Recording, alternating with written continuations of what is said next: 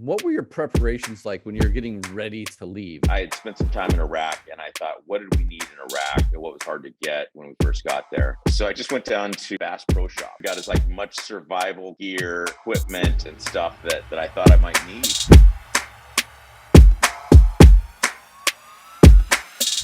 Welcome back, everybody. Rich Brubaker, Shanghai-based mission-driven entrepreneur, here today with another episode of the Mission Driven Podcast. Today, I'm joined by an old friend, Stephen Moore, who's in the Ukraine, in Kyiv right now, launched the Ukraine Freedom Project about a year ago. And we're going to be talking today about how he came up with this decision, what he's been up to, and what he sees as the future of his organization, the work he's been doing. I've known him a long time. He's involved in a lot of things, and jumping into a crisis is something that he has kind of been known for and enjoyed doing. And so I'm really looking forward to this conversation, in part because a lot of us as mission-driven entrepreneurs, we jump into a crisis and we have to build the airplane on the way down. And a lot of our conversation today is going to be around just that. Thank you for joining. It's really great to have you. And as a starting point, would you mind introducing yourself and the mission that you're on over there in Kyiv? Good to see you again, man. Thanks for having me on. So I spent some time in Ukraine, 2018, 2019. I was also one of the first wave of civilians into Iraq in 2003. And so I ended up spending nearly 2 years in 2 different tours in Iraq as a civilian. In between there, I was chief of staff to a member of House leadership in the House of Representatives. So I've got this kind of weird career that involves war zones in faraway lands and war zones in Washington, D.C. Immediately prior to the war breaking out in Ukraine, I was working for a company called Data Robot, an AI company that had about 500 people here in Ukraine. Almost exactly a year ago, I left Data Robot and was just going to do some traveling and kind of chill out. And then the Russians attacked Ukraine. As soon as I could figure out how, I jumped on a plane. And by day 5 of the war, I had set up a safe house in a city called Chernivtsi. And I started getting my friends out of Kyiv and some of my friends out of Kharkiv. And that's how we started. Tell me a little about the mission. What is the Ukraine Freedom Project doing? What is your mission and where are you? Initially, I got into the humanitarian business and we ended up delivering about 200 tons of food to the front. And I'm still doing that. And there's 19 hospitals in Kharkiv region that get medical supplies through us. What were your preparations like when you were getting ready to leave? Did you think that you'd be there for a few months or? I had no idea. And what I did was I had spent some time in Iraq and I thought, what did we need in Iraq and what was hard to get when we first got there? So I just went down to, there's this place, Bass Pro Shop. And so I just went in there and got as much survival gear and equipment and stuff that I thought I might need. So that was the initial thing. It was and then it was what do I need to do to get my friends out? After 3 or 4 weeks, all my friends that wanted to be safe in the country or in a safer part of Ukraine. And so I was what do I do now? Do I declare victory and go home? And so then a friend of a friend called me from a small village outside of Kyiv and said, hey, we're trying to get medical supplies for this little clinic here. We're taking war wounded. We're not set up for that. Can you help us with medical supplies? And so I drove to Romania, which was only an hour away, and got a bunch of medical supplies. And what I found was at that beginning of the war, those big organizations were underperforming. And so I thought, well, I need to stay here and see if I can help fill this gap in some way. And so I stayed. Tell me about the safe house that you set up. How did you set it up? Who are you helping? What services are you providing? And what's the goal of the safe house outside of the obvious one of keeping people safe? Initially, I thought this was going to be an insurgency IDP sort of thing, right? I thought we were going to have to help a lot of internally displaced people. That was an important base because no one knew how far the Russians would come down. That was the safest place that I could find.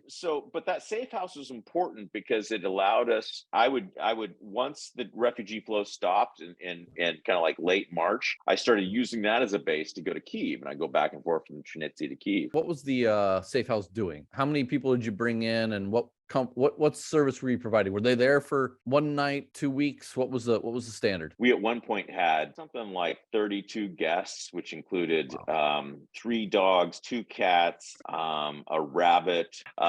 It was crowded. And there were there's the initial wave of just kind of people that wanted to go get to safety. And so we help people get to safety. Kind of the way it would go is, you get in, you get a message from someone, they'd be like, hey, listen, I just left Kyiv. I'm in Zhytomyr. No, Zhytomyr was occupied. But I'm in Bilazerkva, which is south. And,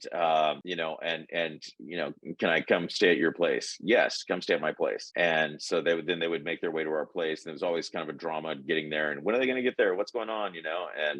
And then they would get to our place, and then we would try to figure out the next place for them. And sometimes they had that set up. Sometimes they needed our help. Probably about 60 people came through our safe house, and then another 50 people we guided to other areas. So there was a network of safe houses, it turned out, and we got so it's like, okay, you're not, you should go to Poland, so here's a place in Lviv that we know, that we trust, they're good people, and you can go there. What have been the major activities on your timeline since you've arrived? Get there on day 5 of the war, set up the safe house, and spend several weeks getting people to safety. And then the next milestone, I think, was getting the medication to Kyiv when Kyiv was under siege. Then I created a relationship with an international NGO that is providing us food in kind, which then allowed us to ramp up. Initially, we were going to the grocery store, filling a Sprinter van full of groceries, and then taking them to Kharkiv. And then we got trucks and were able to get food to Kharkiv 20 tons at a time. We started doing medicine to Kharkiv, and then we've been doing that for quite some time. So it's been sort of, an evolution. You're fresh in country, you've rented a car, you're skipping across the border. How do you coordinate that early effort in those early days? The way I've been successful here is my network. And the way I think about it is that I have this really large network that I've been building for decades of really amazing people in D.C. and around the world. I got this network in Ukraine and of dozens and dozens of people that I've worked with. So I was able to assess the accuracy of information and assess the integrity of the people I'm working with. And then the communications network would be Telegram or Signal. How do you maintain your focus when you got bombs going off? You just got to be willing to do without some things. This is a war zone. And like for instance, sleep. And so doing without sleep is something that I found to be effective. But, in terms of the risk, here's the way I calculate risk. Like, for instance, I'm in Kyiv right now. Kyiv gets hit by missiles on a frequent basis. But I did the math, and I am 9 times more likely to die from traffic in Ukraine than I am from missiles in Ukraine. And I'm about 4 times more likely to die in Washington, D.C. traffic. And then I look at locals. What are the locals doing? There's people there. They're surviving. How do they do it? But, in terms of what stresses me out, it's not the bombs, it's not the missiles, it's not the mortars, it's the people. You have to be really patient. Particularly at the beginning of the war, everyone I was working with had just been driven out of their homes. And so I had to develop a sense of patience and compassion that was tricky to find whenever I am also not sleeping and, got 50 things, you know what I mean? What was it that was about that situation that you had to learn to be patient with? There was one woman, and she'd been driving all night, and she got to our house in Chernivtsi, and she just was like deer in headlights, and I was trying to welcome her to our house, and she just wasn't sure who I was. And you know what I mean? It was like, and then I thought about, is we're going to get more of these people in here. What signals do I give them to tell them that they are safe? So I brought in like nice smelling stuff. I got a good coffee maker. And so that's some of the things I had to figure out. And then there's also dealing with people from outside Ukraine who, here's one of the frustrating things is that everybody wants to help, or they think that they want to help. But, so what happens is I've had dozens, if not hundreds of people want to help, and some of them do. And then some of them, I make big plans, okay, great. Well, we'll do this and we'll do this, and what, and then, they ghost me, exactly. And so that is a real demotivator. Because you're trying your best and you're doing everything, you're pouring everything into it. And someone gets you excited about, yes, I'm going to come over and help. I'm going to get you help. I'm going to do this. And then they go away, and that's frustrating. But do you find that distracting anymore? Or are you just nonplussed when someone ghosts you? Or do you enter a conversation a little bit different? Like, oh my God, this person's talking so big. I know it's never going to happen. Like, do you find a way to remove that distraction or to reduce the potential of a disappointment? Yeah. So I've gotten past it. It's like, when you're dating in junior high, you ask the girl out and she says no, and it's devastating the first time, right? People are like, oh, so you get some people like, I've got a major donor and he's going to come in, but we need to make these changes to your organization. And I Yeah. played that game once, and because I believed it, and then it Yeah. didn't come. This is the organization I got. If you want to help, Right. here's how you do it. That's kind of the way I've done it. Been there a year. What is the next stage of the organization that you can see? Like, what are you trying to get done now to set up for that time period to make sure that you're successful? And So the thing that I'm trying to figure out is, what can I do that nobody else can do? Because at one point, getting food to the front was something that was a needed, and we were making a huge, massive difference because we were able to get it there 20 tons at a time. Initially, getting just one like Sprinter van full of food to Kharkiv was like woohoo, you know what I mean? And we did that, and then it was like we got 20 tons of food to Kharkiv, and now there are enough people here, and what we're doing is still important, but it is no longer what can I do that no one else can do.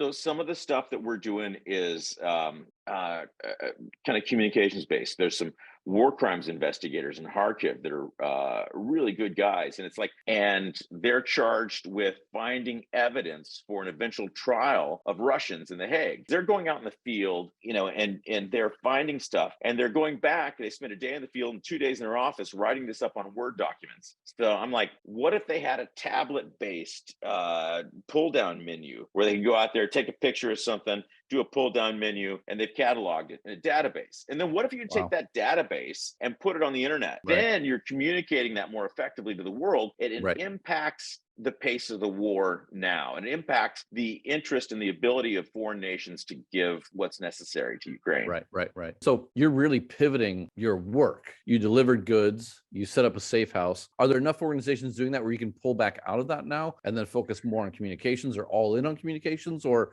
do you try and keep both going at the same time and split your focus? By being in this humanitarian process and bringing things to the front, it gives me a legit opportunity to interact with the people who are doing the work at the front, and I learn things. I'm always a proponent of being at the front. So you and I, we both got our MBAs, right? Like, we could have easily just had office jobs and put together pretty PowerPoints and told people what we're hearing from other people. But seeing all those interactions gives your work depth that nobody else can have. Do you find that to be something, that nobody else has, and that therefore it's easier for you to then find people who want to support your mission? Or does this just help add flavor to the work that you're doing, helps you better understand how to help people and to really, interact with and, do a better job?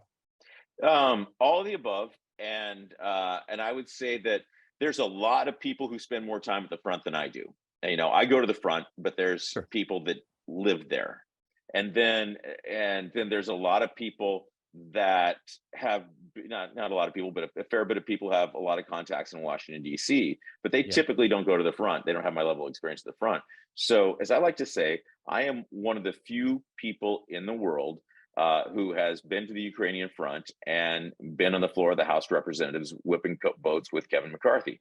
And so, so I have that unique space. What have been the key success factors for the work that you've been doing and operating in a crisis environment? Good question. Friends, I can't say enough about, again, my friends. I got 900 donors to my organization. We've raised about $330,000, and these are mostly friends. And they're good people, and I'm really fortunate to have this level of support for my work, and it kind of gives me this kind of welling up feeling in my chest every time I think about it. And then, friends here in DC, in Ukraine, there's a lot of people who are who needed help, and now we help them, and now they're willing to pitch in to help others. So that's cool. So networking, being intentional about networking. So I think that's been a real key to success. super good luck. I think, I am a Christian, and I am not, like a very good Christian, but this has increased my faith in God, because there's just too many things that have been coincidences that I just needed to meet someone, and that person popped up. All right, man. Last question. Somebody else is looking at the next crisis. They're buying a plane ticket. They're trying to figure out how to help. What are 2 or 3 tips you give to that person who are about to jump into a crisis so that they can move a little bit faster and help more people? So I guess the first thing is the self-assessment. Are you going to be part of the problem, or are you going to be part of the solution? And if you are not ready to have this intensive an experience, don't do it. And then once you've assessed yourself, then start slow. I actually started at the Romanian border, and I looked over there and I was like, that seems okay. So I went over the Romanian border into Ukraine, and I went to, and I had friends there that were former military that helped me. And, okay, this seems okay. And then 2 days later, I got a call that someone needed to be evacuated from a place which is away. So I had to go 4 hours north. And I was like, I got as much information on this, but this is the time we didn't know where the Russians were. And so, all right, I'll drive this 4 hours into deeper into Ukraine. And so, be incremental. And if you can, be with someone who has been there before, someone you can learn from. Be open, be humble. You don't know everything, and nobody does. And don't hang out with the people that say they do. So, Steve, just as a wrap up, how can we help you? How can this community come out and support you? Please donate. Please help us. Reach out to me personally, and I can tell you exactly what we're doing, exactly where your money go. I can introduce you to people that we're helping.